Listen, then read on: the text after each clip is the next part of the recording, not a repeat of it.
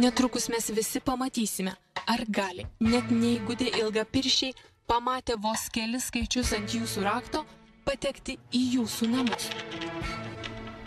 Jiems nereikės nei visrakčio, nei laužti durų spynos. Ant raktų 5 skaičių kombinacija, pagal kuriuos, kaip spėjama, galima pagaminti duplikatą.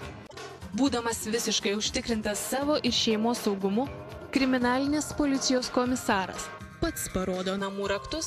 Čia yra jūsų namų raktas, taip? Taip. Norite dalyvauti eksperimente? Aš rakto jūsų nepaimsiu, bet po kelių valandų aš jums atvešiu jūsų rakto kopiją. Prašom. Pabandom? Laisvai.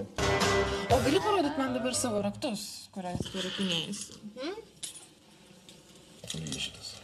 Super, tai yra būtent tas raktas, kurio mums reikia. Ir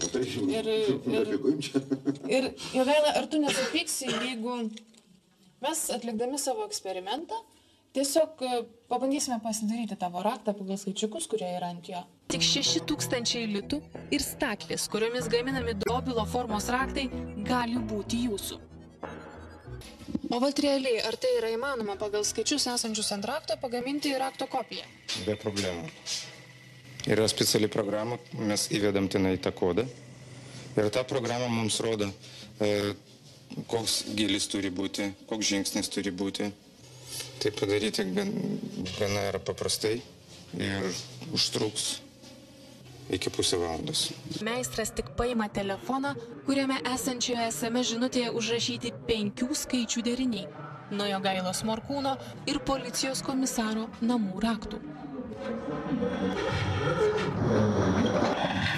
O kiek kainuos dar iš karto? 25 litų. 5 minutės.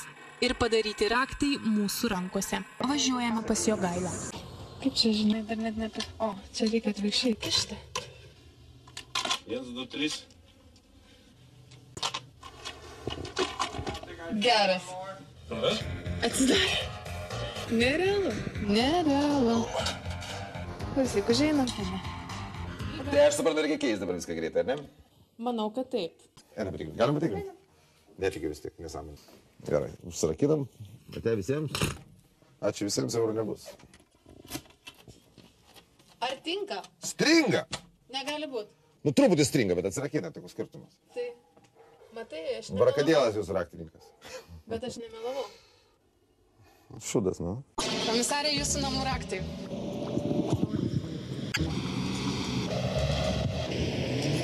Dėkoju. O šiaip tai aiškinsime, žiūrėsim situaciją, nes iš tikrųjų, jeigu taip yra, kaip jūs sakote, tai manau, kad tai yra didelė netvarka ir didelės galimybės nusikalstamoms veikoms vykdyti.